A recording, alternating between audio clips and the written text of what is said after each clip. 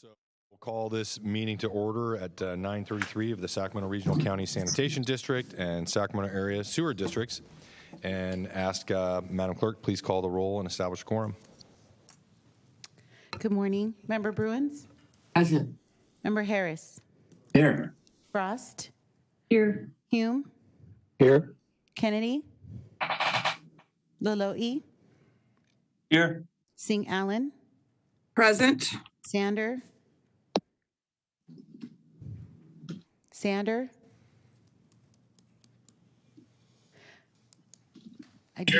Thank you.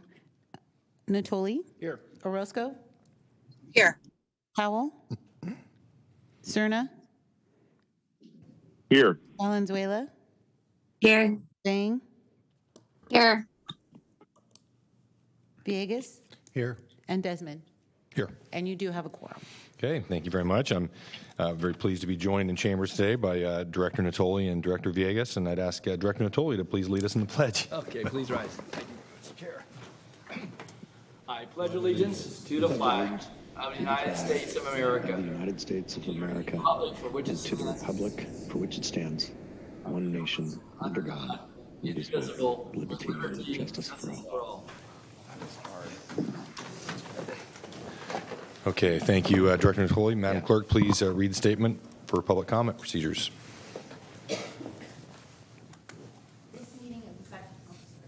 This meeting of the Sacramento Regional County Sanitation District and Sacramento Area Sewer District is being broadcast live on Metro Cable 14, the local government affairs channel on the Comcast Consolidated Communications and AT&T Uverse cable systems. This meeting is closed captioned and live streamed at metro14live.saccounty.gov. Today's meeting will replay Sunday, September 18th at 9 a.m. on Channel 14. This meeting can also be viewed at youtube.com/MetroCable14. In accordance with Government Code 54952.3, compensation for meeting of these legislative bodies is required to be verbally disclosed. The amount of $100 will be paid for each member participating today as a member of the Sacramento Regional County Sanitation District, and the amount of $100 will be paid for each board member participating today as a member of the Sacramento Area Sewer District. Compensation for Sacramento County supervisors and City of Sacramento council members is paid to the county and city respectively to partially offset the costs of those governments. Compensation for other board members is delivered to the individuals. In compliance with the directives of the County, State, and Centers for Disease Control and Prevention, this meeting is live streamed and open to public attendance pursuant to health and safety guidelines. The practice of social distancing and wearing of face coverings, mask, or shield is recommended for the health and safety of all persons participating in person during the meeting, although it is not required. To make a public comment, please complete a speaker request form and hand it to the clerk. The chairperson will call your name when it is your turn to make a comment.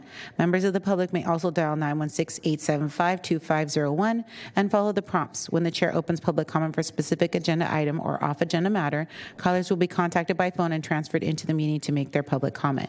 You may also send written comment to boardclerk@saccounty.gov, and your comment will be routed to the board and filed in the record. And that concludes my announcements.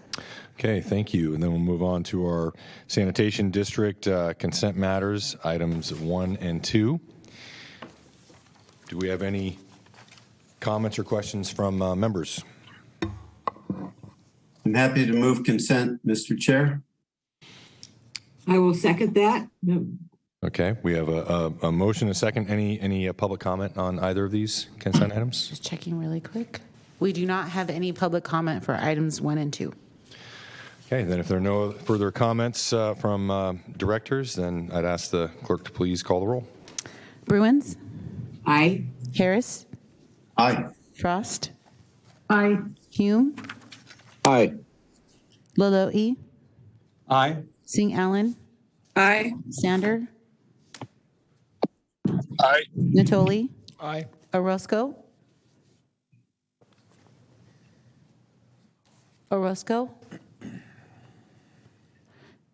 Howell? Cerna? Aye. Valenzuela? Yes. Bang? Yes. Villegas? Aye. And Chair Desmond. Aye. And the motion carries with those members present. All right, thank you. Next, item number 3 is off-agenda public comments. Do we have any off-agenda? We do not have any off-agenda public comments. Okay. Then we'll move on to Sanitation District separate matters, item 4. Item number 4 is discussion and direction to staff on the biogeneration facility project procurement approach. Okay, thank you, and I'll turn it over to Steve.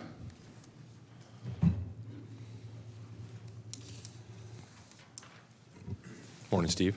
Good morning, Chair. Sorry, they only work when I'm looking down. Good morning, Chair and members of the board. Morning, Steve. If this goes 2 hours today, like May, it's not my doing. My presentation's pretty brief today, which is good news. I'll start with that.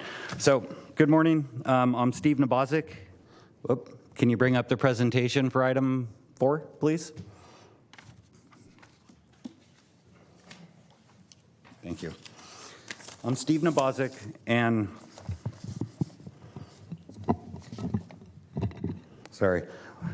today I'm going to be presenting an update on the biogeneration facility procurement.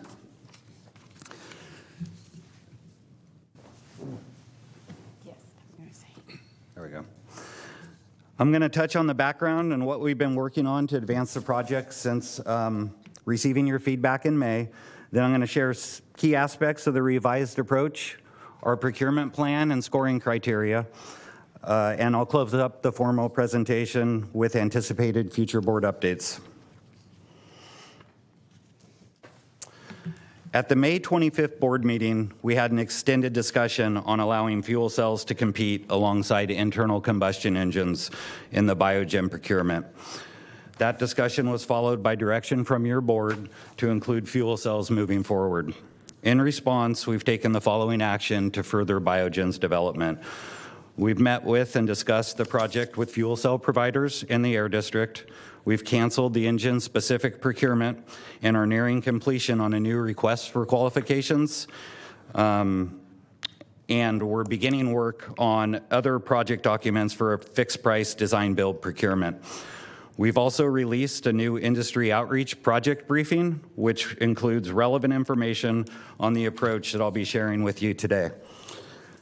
The discussion today is really intended to ensure that your direction from May has been sufficiently considered and allow your board the opportunity to add additional input that can be incorporated into the procurement approach.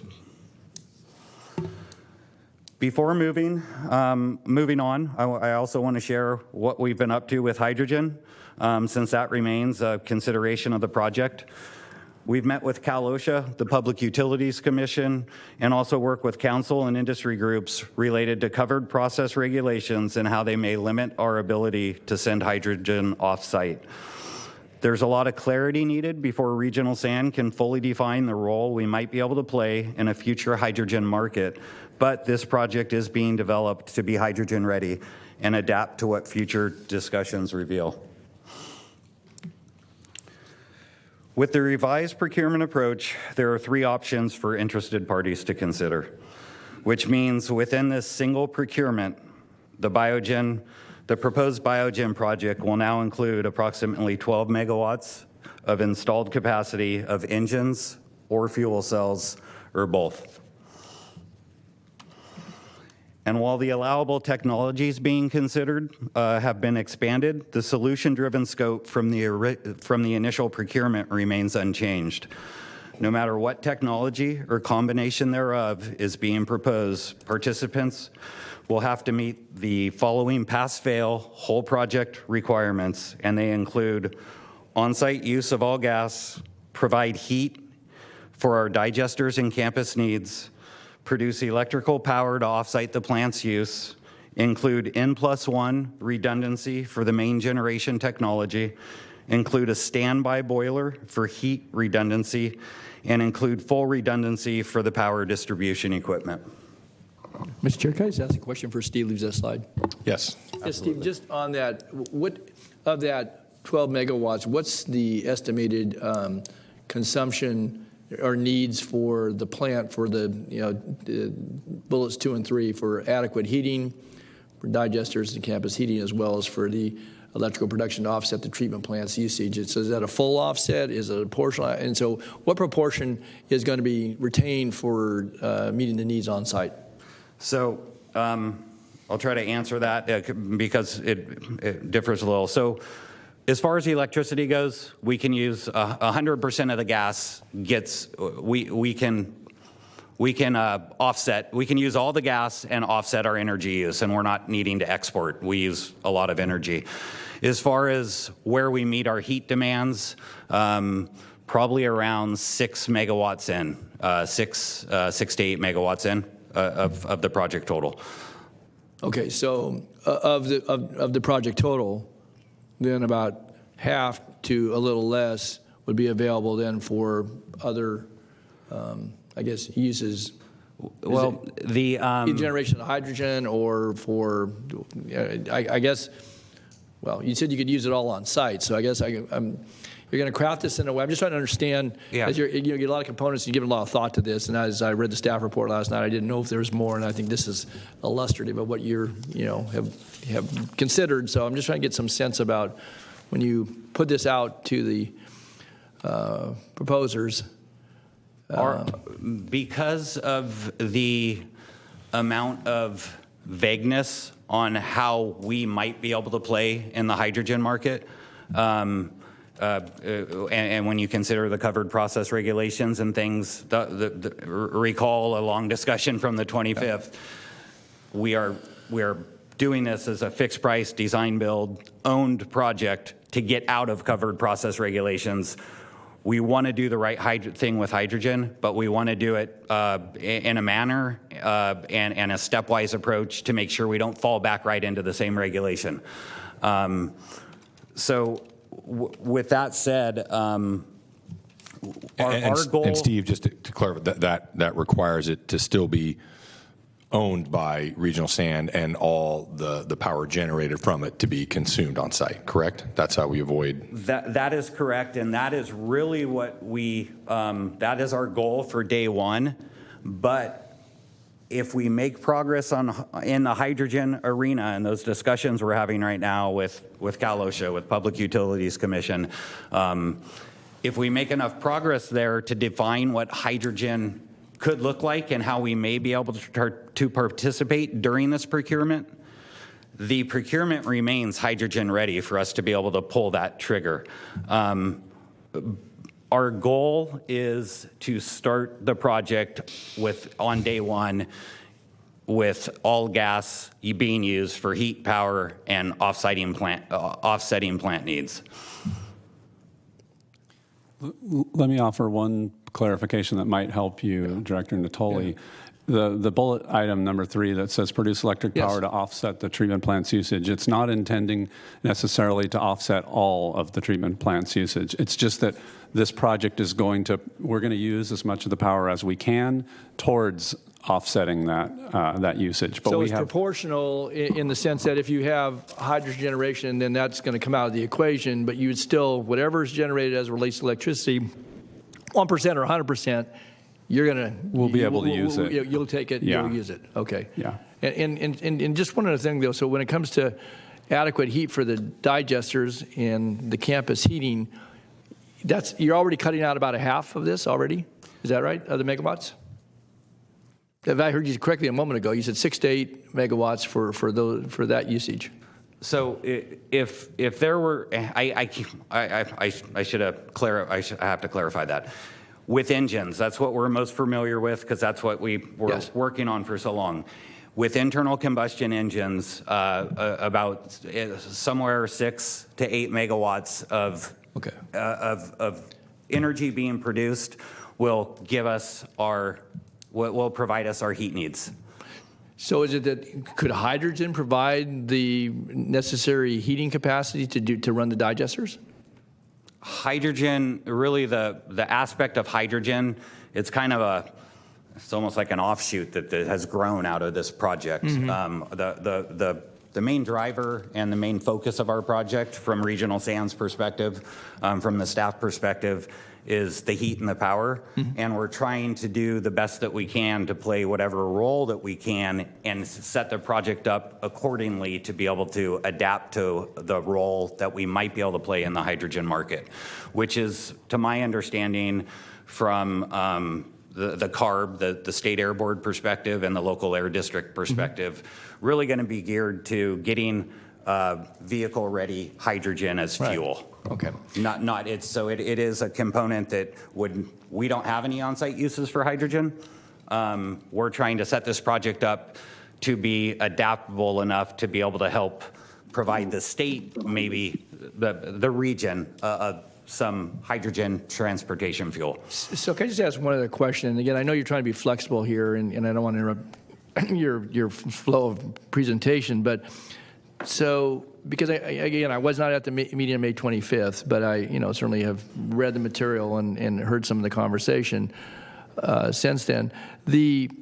If they took 100% for hydrogen, then we would have to find a way to fuel the digesters and buy power from SMUD or whoever we buy it off the grid in order to compensate for what we would anticipate would either be a proportional and or, I guess, depending upon how proposers propose this, a full contribution from this project to the plant needs, because you could take it all, you could use it all, but if all of it went away, then we're going to have to backfill. And are those costs calculated into the overall scoping here? Well, the cost we're focused on right now is using all of our gas on site in engines or fuel cells for heat and power. And really what I think our goal is to start increasing. We have an organic study that's getting ready to kick off. Use today and 2025 as our baseline in gas production that is devoted to on-site heat and power, and work on increasing gas as the hydrogen market develops through an organics program, and let that stream of gas that we create when we create more gas on site, let that, if there is a window to provide opportunity to the hydrogen market and stay out of covered process regulations, use that gas instead of upsizing with fuel cells or engines and get it off-site to the transportation sector is kind of our vision. Okay, well, but that vision will have to be somewhat expressed in your RFP so folks know going in if they're going to propose on this, but also for, this board going forward at some juncture a few years out, kind of what, where those junctures in the road may be as relates to either growing the organics market or something akin to that. So I guess I was just trying to be clear here, and I know you're trying to be duly flexible here to allow for proposals of all types, but when I saw these bullets, it made me think somehow you may end up at a point where you're going to potentially clash a little bit, I guess, if that's a proper term. So let me add one piece of clarification that might help. When we're taking our biogas and we're essentially converting it into another form of energy, it can be heat, it can be electricity, or it can be hydrogen.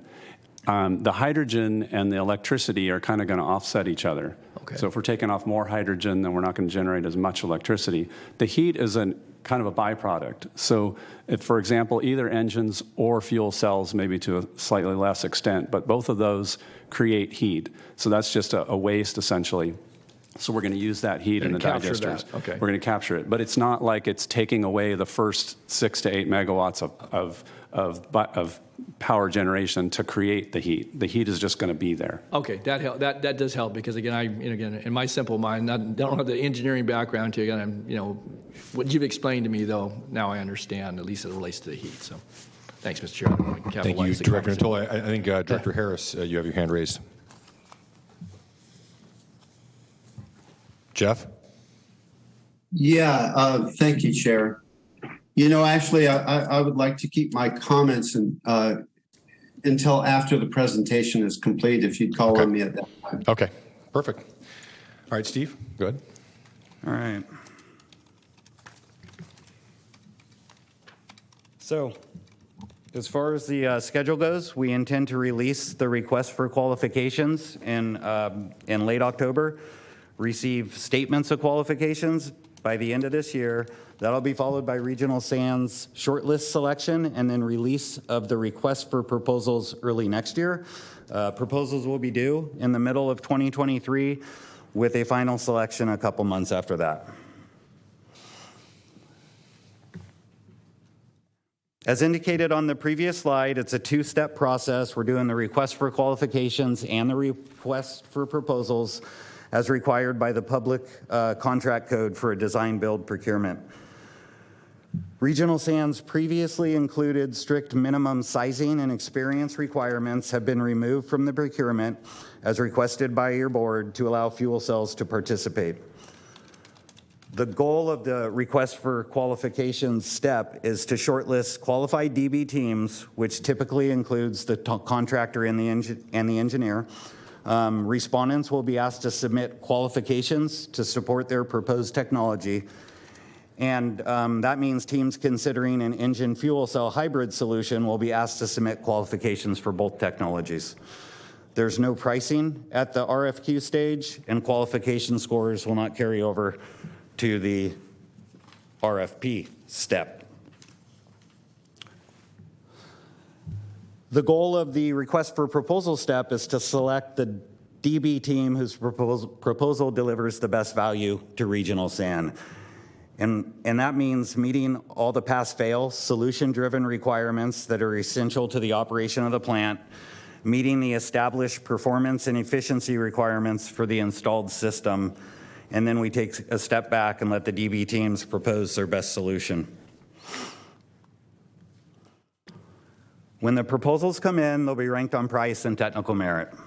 Price, which is 40 points, includes the sum of the design build price, the extended commissioning price, and the 10-year extended warranty and maintenance price. And that design build price, as it sits right now, also will include the cost of the hydrogen-ready technology. The technical merit, which is 60 points, includes the DB team's ability to demonstrate how their proposal meets or exceeds the minimum requirements and delivers the best value to regional SAN. So these are the areas that the 60 points on technical merit of the proposals will be scored. Further details on each of these are going to be included in the request for qualifications, so the interested parties have enough information available on how to win to be able to choose which technology option they want to pursue and form their teams. I'm not planning to read out or go over every bullet. These will be thoroughly vetted out in detail in the procurement documents. Really the intent here is to make it clear it's not a low bid project, it's a value driven selection, but price is important too.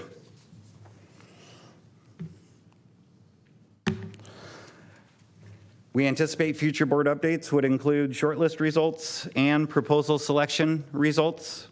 Your board will also be asked to approve the design build contract, and intermediate project updates will be provided as needed to cover items such as project status, hydrogen development, and funding opportunities. And with that, we can get into the questions. Okay. Thank you, Steve. Well, I'll go right to Director Harris. Thank you, Chair. Steve, thank you for the presentation. And I'd just like to say that clearly staff has listened well to board direction from the last meeting.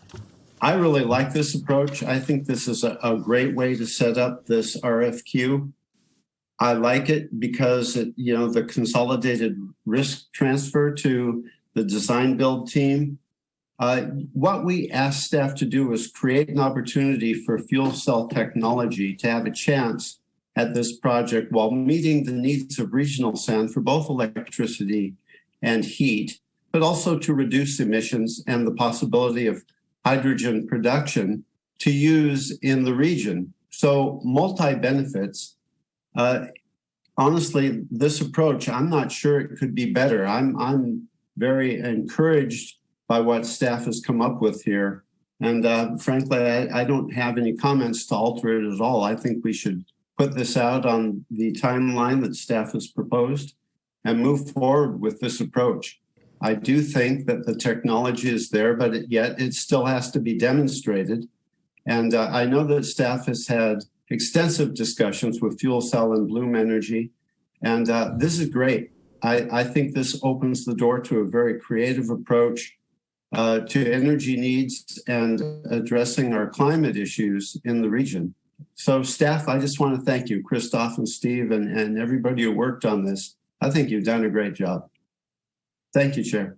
Thank you, Director Harris. Any other members with comments or questions? I do not see anyone else in Zoom with their hand raised. Okay, I have one. Then I'll move to public comment. I have one speaker signed up, Mr. Avdis. Good morning. Good morning, Mr. Chair. Nick Avdis with the law offices of Avdis and Cucci. Thank you for your time this morning. I'm here on behalf of Fuel Cell Energy, and we appreciate the time on the agenda, and we do want to extend our appreciation to staff. Since May 25th, we have had the opportunity to talk to staff at length about a lot of things we talked about today, and so we're very encouraged, as Member Harris has stated, about where this is going. I think fuel cell technology deserves a fair shake, and it appears that that's sort of the direction it's going. I did want to have just a brief comment on the point scoring. We do appreciate that GHG and criteria pollutants were included in the technical scoring. I think we would ask that, additional scoring or additional points be considered to be given for projects that guarantee that emissions and GHG profile through the life of the project. I think that would provide, certainly an opportunity for the district to guarantee the emissions goals over the life of the project. And so we'll look forward to making a proposal and working through the process. Thank you very much, and that's it. Thank you very much. I didn't need to start the timer. Steve, I don't know if Steve or Christoph, could you respond to that point about the scoring? Any thoughts or feedback? I think it's something we could accommodate, but I'll ask Steve if he wants to make a comment. It's something we can. It is the. Sorry, just never get used to this. What Mr. Advis is asking for is really the intention of that criteria being in there. He mentioned it being over the, our intention is that folks will have to provide the profile of what their emissions are for both greenhouse gases and criteria pollutants. For the whole project, again, we talked about the box last time, not the box around a fuel cell or an engine, but for all our heating and, a box around regional SAN, filling all of our needs, those are the emission profiles that we will be asking for. Whole project emissions, criteria pollutants, greenhouse gases under normal operations, and those could be expanded over to and extrapolated to any type of life we want to look at for the project. Okay, thank you, Steve. Any other comments from directors, or actually any other public comment? I'm sorry, Alma. We do not have any online public comments. Okay, well then there's no. Mr. Chair? Oh, yes, I'm sorry. Mr. Chair, this is Director Cerna. Oh, yes, Director Cerna. Thank you. So I feel like I would be remiss if I didn't share my thoughts and offer a few comments. Since this started months ago with some interest that I expressed to our staff and to colleagues that we explore the opportunity that we could make this a better project, one that not just satisfies the needs of regional SAN, but equally, if not more important, really and sincerely attempts to address emissions and to do it thoughtfully. And certainly, as a member of the California Air Resources Board, I'm very pleased to see that staff has done the job that they have to get us to this point. I know there was initially some skepticism or maybe even reluctance to consider the prospect of hydrogen generation. But I think, as we can all see as directors, staff has clearly listened and I'm glad to see that. I'm glad to see that reflected in the product that is before us for consideration today, and certainly want to express my appreciation to Steve and Christoph and the rest of the staff that have worked diligently on this, and hopefully we can all look back at some point and say it was the right thing to do, so that we can not just meet our needs as I expressed from a regional stand perspective, but perhaps even play a role in advancing the technology. So again, thanks to everyone that has made this happen. All right, thank you very much, Director Suna, for the comments. Any other comments from board members that you're seeing? I do not see anyone else with their hand raised. Okay, well, I don't think there's any board action on this. I just want to echo the comments, thanking staff, Steve and Christoph, and I think this also is very exciting and an opportunity for Regional Sand really to set a new standard with this new technology. It's I think a great opportunity for us. So, am I right, Council? No action on this. Okay. Okay, then we will move on to item number 5. Sanitation District, separate matter. Item number 5 is regional sanitation sewer impact fees related to tiny homes. Okay. Good morning, Dave. Good morning. Dave Ochnacek from Policy and Planning. No PowerPoint presentation today, just a few words to kick things off. This is regarding tiny homes. At the April 13th, 2022 Regional Board meeting, your board requested a report back on how regional sand sewer impact fee structure could support construction of tiny homes. At the time, we were aware of one resident from West Sacramento who was interested in constructing a tiny home on a separate lot in West Sacramento and requested a reduced sewer impact fee. Your board requested a report back to discuss wastewater studies or evaluations performed by other sanitation districts that may support lower sewer impact fees for tiny homes. So to put it into context, a tiny home is just that. It is a full home. Generally, they're about 400 square feet or smaller, and they're very creatively put together, I will say. They have a bathroom, kitchen, etc.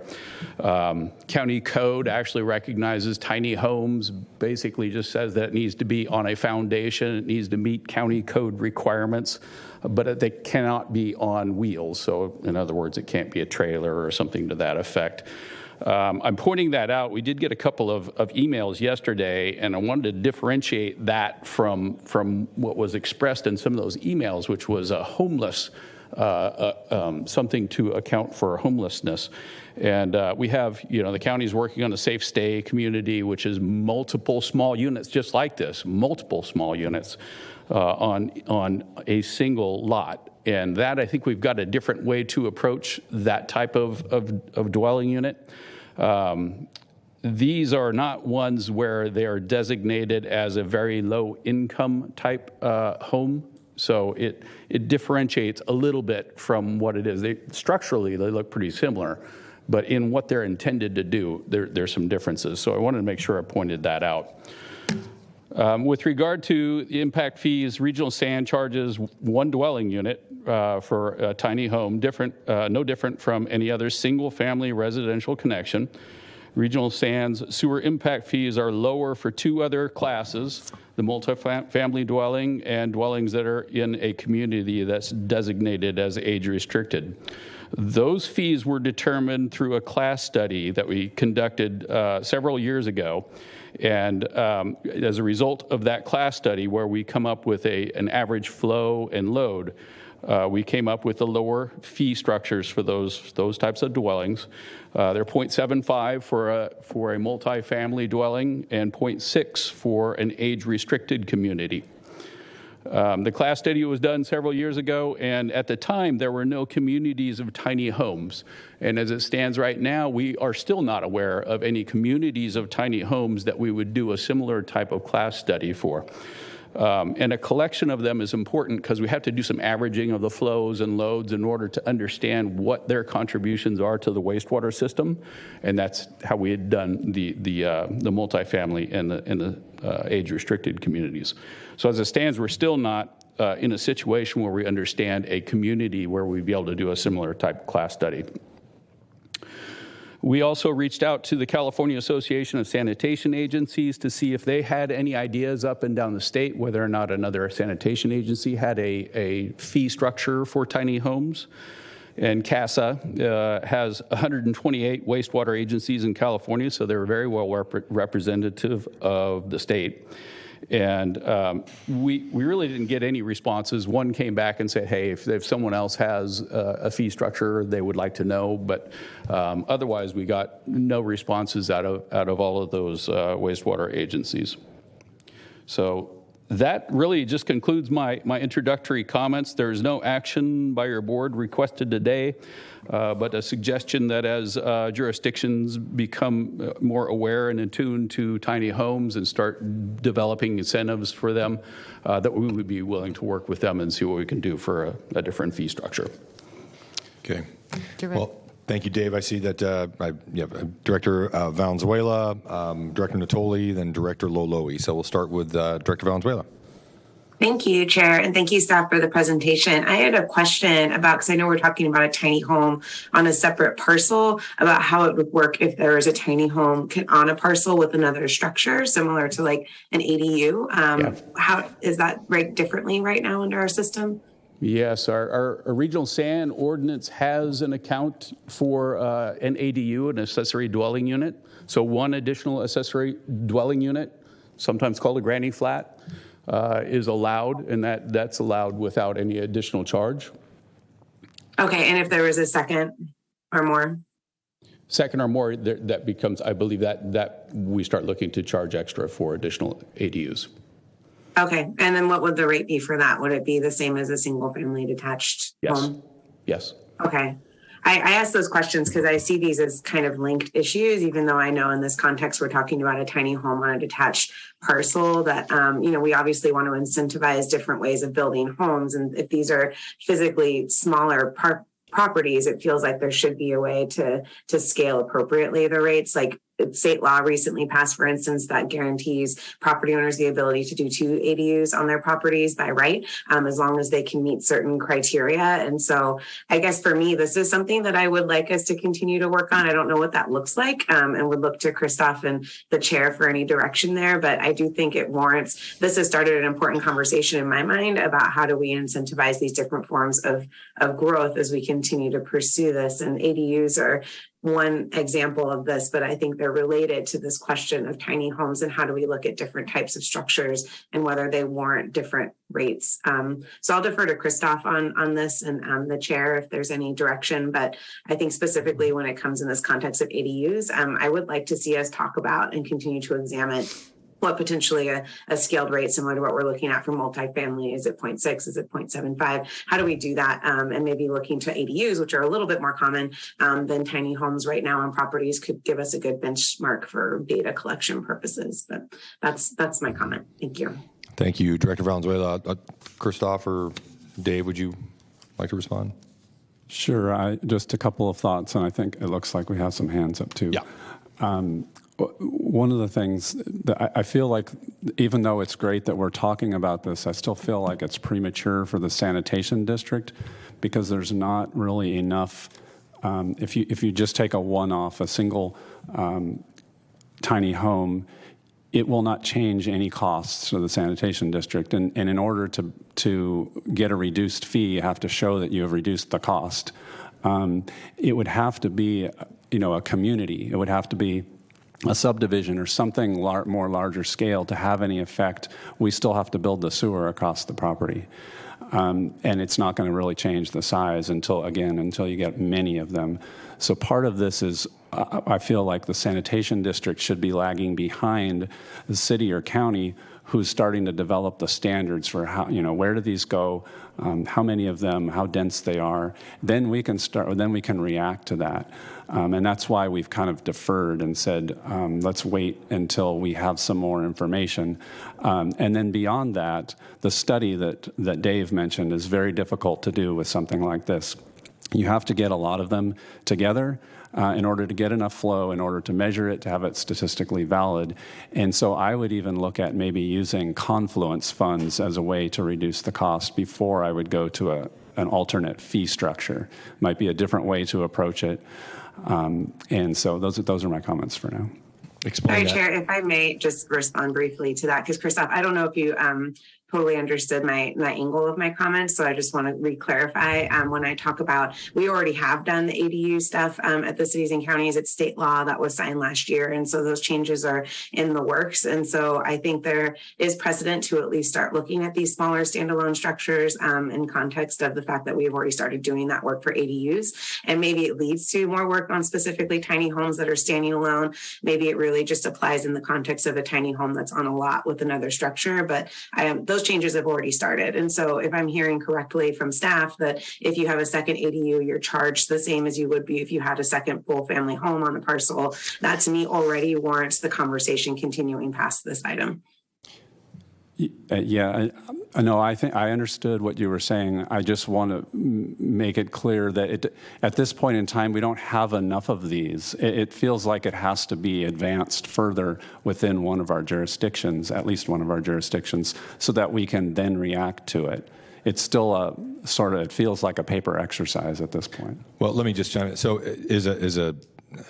obviously in the ADU world, things are evolving quickly and some jurisdictions are doing different things. But if a second ADU is allowed by right, for instance, in the city of Sacramento, is it? I don't even know if that's the case. I mean, that's not a hypothetical. If that's the case, it's not a hypothetical situation. It's probably something we should be thinking about right now. And perhaps you can have that discussion maybe directly with Director Valenzuela as well. But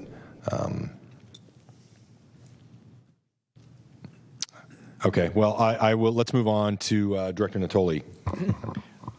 Some of the points that I was going to talk to have already been, I think, addressed certainly by Director Valenzuela's comments and Christoph's response. But one of the things that occurred to me, and again, recognizing that we're a partner to the development, certainly provision of housing and other built infrastructure in our community, certainly the vertical infrastructure. And I guess one of the things that occurred to me as I read the staff report, certainly Dave summarized that in his comments, that this district has been a leader in many respects, and we're recognized for our leadership, our good work in so many different realms. And I think with not just with what the state is telling counties and cities we have to do as it relates to trying to accommodate certainly the demand for housing of all types. But again, we play a critical role in that, and yet we have to make sure we cover, because we're an enterprise, cover the cost of connecting folks to the services, the utility that we provide, but also obviously maintaining that in a way that we can all be proud of and have the confidence that it's going to be here for a long time to come. So I guess one of the things that occurred to me, your outreach, obviously, a lot of folks haven't taken this on, and you've got plates that are full. But it would seem to me that maybe a convening of planning directors, or maybe even your city managers and your CEO of the county, or at least top deputies, would be a wise approach. And again, it might be a little off for Christoph to lead that, but I think certainly through our chair and if this board was desirous of doing that, to convene folks, because again, this is something that is beginning to rise up as housing costs or continue to increase, and demand just severely outpaces the ability for and again, we're not building the housing for the most part. The cities and counties are not doing that. It's a private development, and we incentivize that through some of the things we do and still cover our costs. But I do think tiny houses, and again, in order to do that analysis that you've certainly related your comments to, Christoph, it's going to take quite a while to get there. But there may be some things that would, from a standpoint, it doesn't eliminate what the hard fixed costs are getting a connection to a particular dwelling unit and so forth. But if we know that these dwellings typically have only one bathroom, they may have a small kitchen or kitchenette. I mean, again, I don't want to put too much of a stereotype because, again, there may be a whole variety of variations. But we're seeing that our planning departments, if nothing else, to have a big huddle and to sit down and say that, can we be a part of helping to address this? We know we have obviously a specific request, that, out of West Sacramento and a resident there. But that's not just entirely unique in the sense that there will be others. And again, you don't have a lot you can put on paper that can say, well, how can you reduce the cost without, again, impacting other users or certainly other customers that would either be coming into the system and or are part of the customer base. But I know the work that you did some years ago with regarding senior housing and certainly multifamily, but you had a whole, again, a universe that you could, look to. But in this case, that universe is yet very small. So, again, one thing that occurred to me, though, was to, if nothing else, to have that conversation with the jurisdictions that are part of regional sanitation district and say, this is a real request. There's been an interest by our board. Is there a way to help us get there so that the calculation may reflect something that this board then would have the ability to act upon that might be different than what we do now? Because I think it is, if people are in an economic situation that they're already, looking to the tiny house to be their primary dwelling, the connection fees can be a big hurdle. I mean, we've heard that from the one party, but I'm sure others may be thinking about it as well. So I guess I'd like to see us be a leader in this, but again, not, leading a way that we're kind of out there, on the prairie and there's nobody else to talk to. So I think, it would seem to me that to ask about this, and so I would, you can maybe pioneer in it, and in CASA, we'd be looking at this district as being someone who has really stepped up to do that in a way that's meaningful, that relates to our communities and our district and its functionality and certainly its ability to have a good economic standing, but also to maybe accommodate new customers who may have a different income framework, but also seeking to do housing, but still have to depend upon this utility to have a functional house or home. So again, I guess I would just offer that as a suggestion. Maybe that's a way, and maybe we could assist with the convening of that, and to have a serious discussion about how you can proceed, because maybe there's something you can do on paper in a framework that would give enough substance for this district and this district board to look at doing something that would apply a different calculation. May not be based solely in experience, because there isn't a lot of experience behind it, but would allow us to advance that discussion. So that's my thoughts. And Christoph, if you want to respond, fine. I just think there's maybe a way to move the ball a little bit down the field rather than waiting for someone to throw the pass to us. So, yeah, I think we can do that, and get more a better understanding of this. I am starting to see two different scenarios. I think now I better understand Director Valenzuela's point is when you have an existing home and then you're adding one of these on, that's a different situation than coming with a fresh lot and putting a tiny home on it, because there's already infrastructure there. So I think those are two different scenarios. We have to think about those as well. So we can certainly go back and talk with planning directors and see if we can better understand what the approach is for these homes, and if there are some ways that we can get creative. Okay. Thank you, Director Until. I know we have a few other directors. I think that's a great idea, and that's the best imagery, running down the field and waiting for someone to throw us the pass. That was a good one. I'm going to use that again.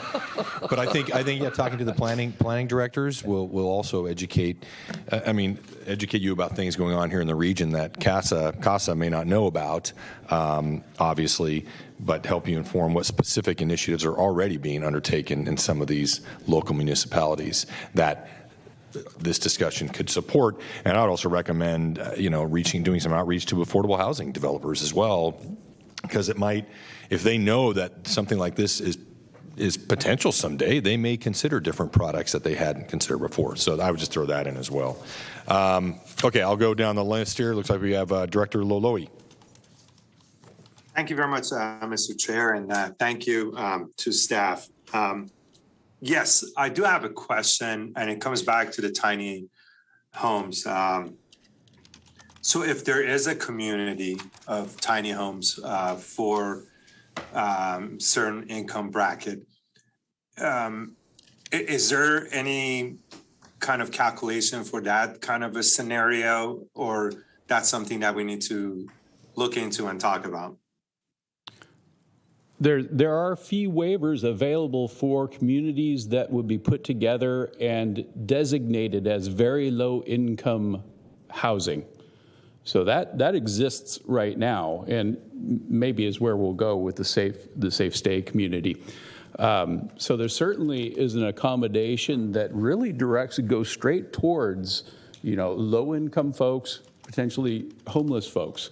And our fee structure has the capability of handling that. This, again, is a little bit different with a single unit on a lot. So we do have, multifamily housing that's designated as, and it's actually recorded on the deed for, I believe it's 30 years, and SHRA has to certify that condition. And when that comes to us, then we have a function, we have a fee structure that can support that with a fee waiver. So that would be true on these low-income facilities to be rental, correct? I'm sorry, say that again? To be rental properties? Yes, usually they're rentals, yes.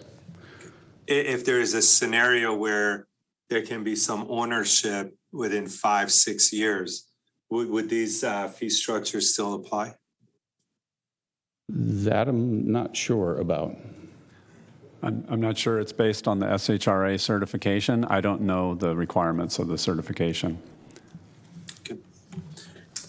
I appreciate. The reason I'm asking is because there might be a project coming into my district, which will probably provide anywhere between 200 to 250 tiny homes. It's still at the beginning stage of just conversations, but I wanted to know, if I can get some information from this meeting to share with them. I thought that might be helpful. So is it safe to say that there are existing programs if there is a tiny home community that's being put together?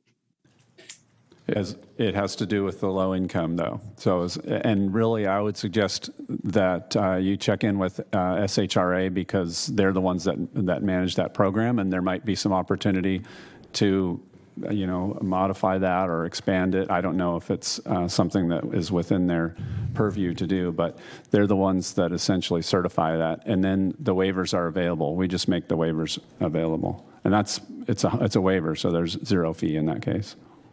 But it requires the SHRA certification, correct? Yeah. Okay, thank you. Okay, thank you, Director Loloi, Director Hume, and then Director Villegas. Thank you, Chair. And I appreciate the conversation that's going on because I think there can be drawn a correlation between the tiny homes and the ADUs with a potential expectation that whatever is good for the goose will be expected to be good for the gander. And, I appreciate Director Valenzuela's point that she made. I come at the similar quandary from a different perspective. The implementation of SB 9, which is the state law to which she referenced, could be problematic in the fact that the infrastructure for that original development was sized for a certain density. And with the units being allowed by right, you could potentially be doubling or even tripling the impact to that infrastructure. And so it could be a problem where we now find ourselves in a situation where our sewer infrastructure is undersized. And so the impact may be greater that we are giving away for free than where we have a new structure on a previously undeveloped lot. We're looking at that as a new impact. And so I think there is a lot to parse and unpack here relative to how this applies. And then I would kind of take on Director Loloi's comments and put a slightly different shift in that I see the potential for tiny homes to be a lifestyle choice for people and not necessarily a low-income alternative or an alternative for low-income folks. And so I think whether, and I do love the analogy of waiting for the pass to be thrown down the field or whether we advance the ball, this is worth having a discussion on what the true impacts of the district, what the equitable fee structure would look like. But I do think that, to Director Valenzuela's point, we need to take a closer look at what the impact of ADUs, which may or may not be tiny homes, and the impacts those have to our existing infrastructure. So I think there is a good discussion to be had here, and I would think that Director Natoli's suggestion of convening some sort of think tank to get out in front of this would be a good idea. Thank you. Thank you, Director Hume. Director Villegas.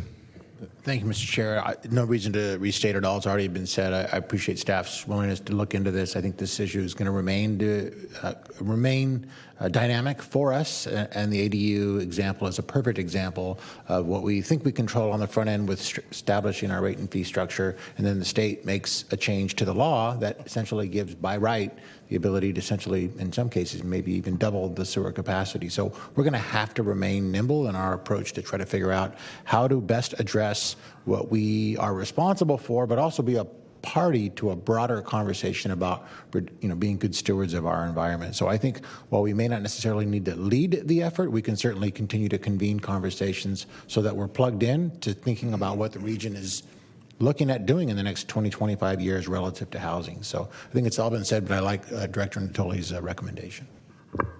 Okay.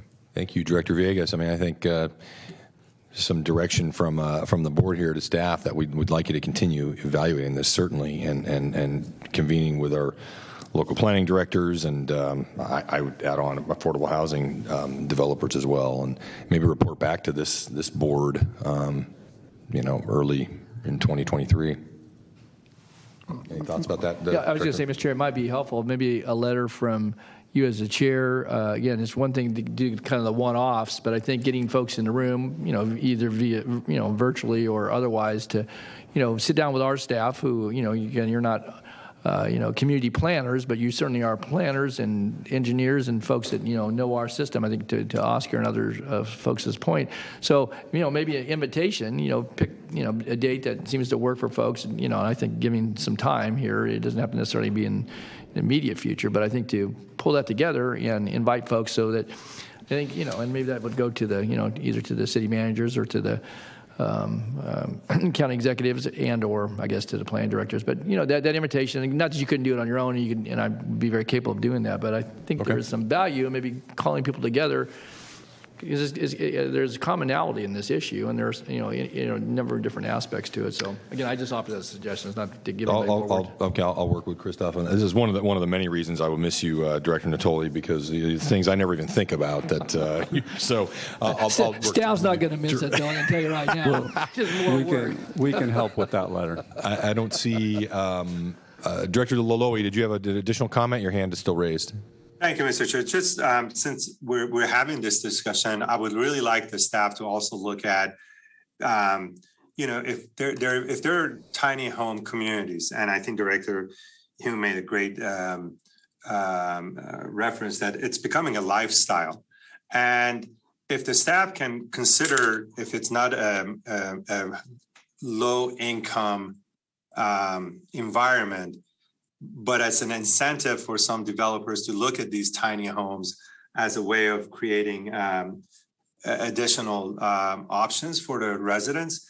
And if we can create an incentivize, the building of these tiny home communities, and if the staff can come back with that, that would be wonderful. I understand that the fees are waived if SHRA certifies it, but I would love to get some feedback on what if we don't have that certification. Can we still continue with waiving the fees just to create an incentive for developers to continue with this concept of tiny home communities? Thank you.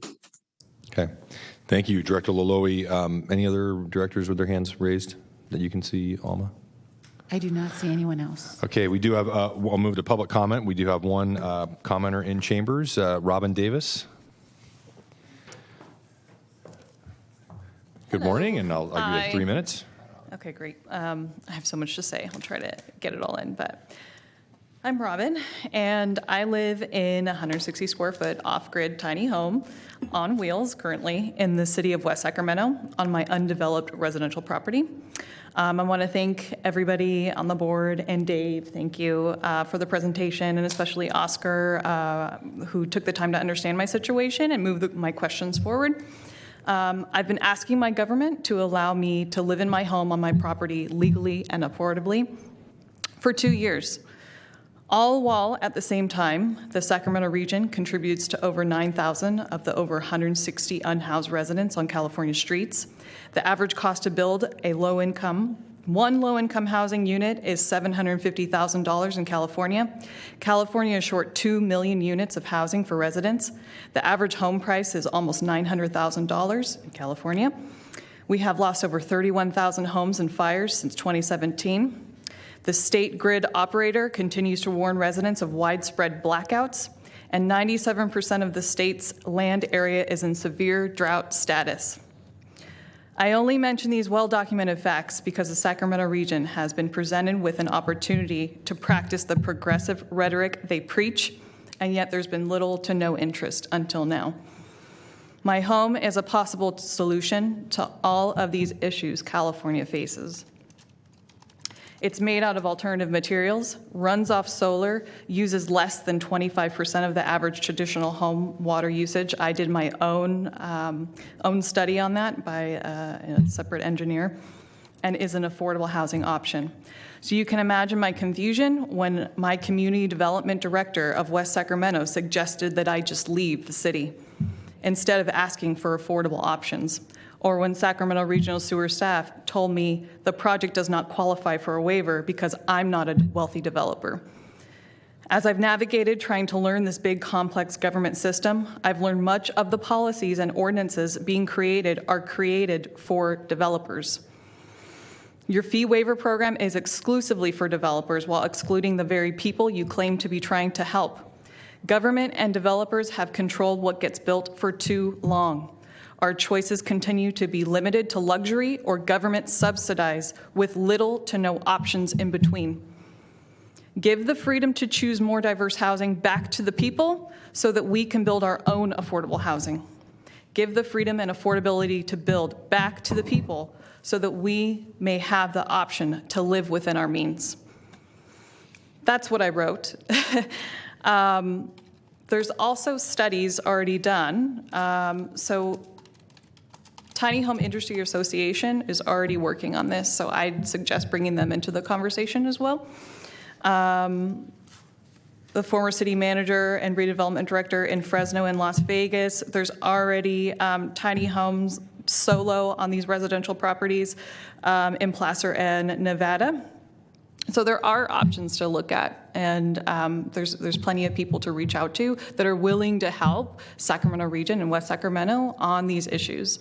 So there's plenty of information out there. That's what I want to say. Thanks. Thank you. Thank you very much, Robin. Appreciate your comments.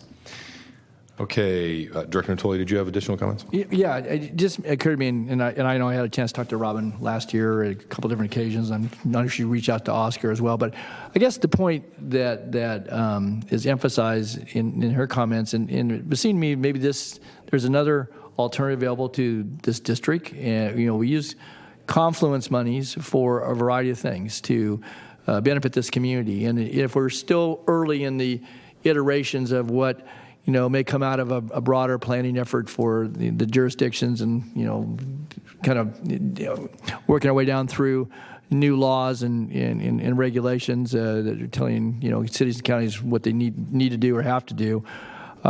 Maybe there's a way to structure it so that with certain criteria. Obviously, it'd have to be a policy matter before this board, and I wouldn't, it wouldn't be a gift of public funds. We have waiver categories that we fund through different aspects of district operations here to incentivize. But for a sole homeowner who doesn't meet the low income criteria, but wants to, participate in a way that allows them to have a livable home. It may be considered more of an alternative approach now, but will be maybe more mainstream as more of these are, constructed and permitted.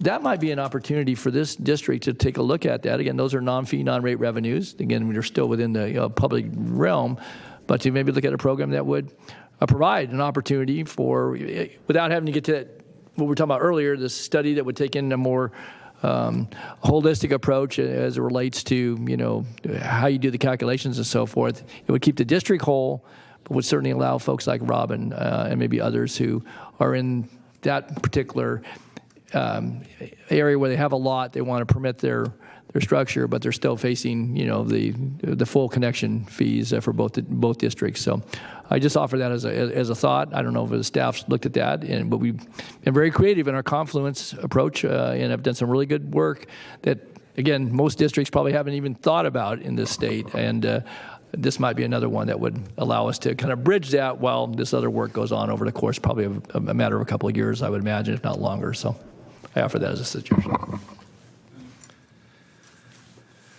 And I actually suggest that would be a preferred approach to creating a fee structure, just because it is a very complicated and somewhat contradictory process, given that our current structure is all about one home equals one ESD. So using Confluence would be a creative way to do that if it was on a small scale. Obviously, there's a lot of other draws on that money. Sure. But yeah, that would be an approach to do it, and we would just have to bring that policy back to your board for consideration. I think that's. Was there any other public comment, Madam Clerk? We do not have any online public comments. And any other comments from directors? Questions, comments? Seeing none. I think that's. Pardon me. Yep, I think that's a great idea by Director Natoli, while at the same time you continue to explore, do some outreach and explore other things for a longer term solution. But I think report back to this board, do some additional work and thought about this and come back to us within the next few months, maybe the beginning of 2023, I think would be. Mr. Chair, I would just say, because we right now with the SHRA program, there's a cap. We've had that discussion in recent months. We had, that there's been an accumulation, and you actually reported back to this board where we have, several hundred, if not more than 1,000 units available, and those are, standing ready to be issued to low-income or affordable developments. It seemed to me you could do this again. So far that I'm aware of, Robin's the one that's reached out to members of this board and certainly to her, planning jurisdiction.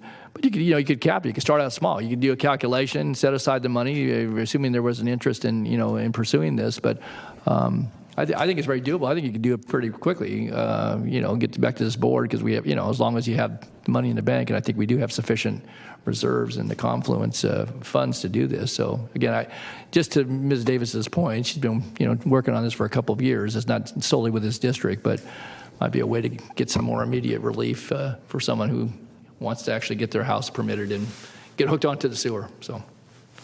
All right, so I heard early next year we'll come back. In that time, we should be able to get in at least a meeting with planning directors. Yeah. Get some. I think we need to get some more information to better understand. Again, going back to what do the local jurisdictions want to do with this, and how does it proceed? Is it a subdivision full of tiny homes on tiny lots, or is that? I mean, I just don't have a sense of what it looks like.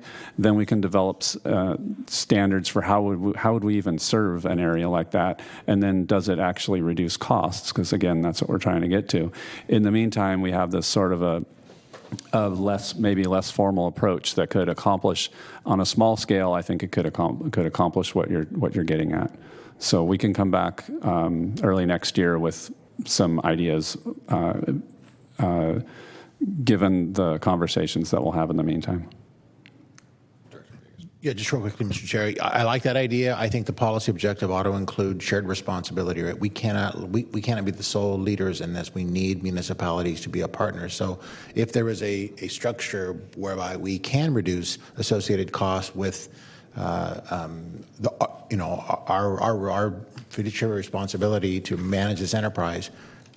Cities and counties are going to have to be a partner in a real way, not just in a, yes, we'd like you to do that, reduce their fees, but there has to be some shared responsibility in that, assuming that there's shared interest in that objective. So I share that as a. I like that. I think maybe something that's more of a matching reduction of fees based on what other fee reductions are occurring in the region. I think that would be a good way to approach it. Okay, thank you. Well, there's no official board action on this item, so we'll move on to Sanitation District and Sewer District consent matters, item 6. Any questions or comments from directors on item 6? Seeing none, any public comment? We do not have public comment. Okay, I'd entertain a motion. This is Hume. I'll move the item. Chair will second. We got a motion and a second. Please call the roll. Member Bruins? Aye. Harris? Aye. Frost? Aye. Hume? Aye. Laloe? Aye. Singh Allen? Sander? Aye. Natoli? Aye. Orozco? Howell? Cerna? Aye. Valenzuela? Yes. Bang? Yes. Villegas? Aye. And Desmond? Aye. And the motion carries with those members present. Okay, thank you. Move to item 7, districts, separate matters. This is the miscellaneous director and district engineer matters. Christoph? Just two things. Next meeting, September 28th, is canceled, so our next meeting will be on October 12th. And I want to make one final call. We're looking for one more person for our governance committee. We would really like to have the city of Sacramento represented on that committee, but we haven't gotten any response yet. So if there is one of the city of Sacramento members that would like to participate, please email me and we'll get you included. We're trying to schedule those meetings right now. And the city of Sacramento has 5 members on the regional SAM board. So I would say, in a sense, if you're talking about governance, that is they probably have the most to lose, I guess, along with the county in terms of the number of members. So please come join us. Thank you, Chris. Not to put too fine a point on it. Okay, thank you. Anything else? That's it. Okay. Any comments from directors? I do not see anyone with their hands raised, and we do not have any public comment for this item. Okay, the last item is communications received and filed, and with that, I will adjourn the meeting at 10:44. Thank you.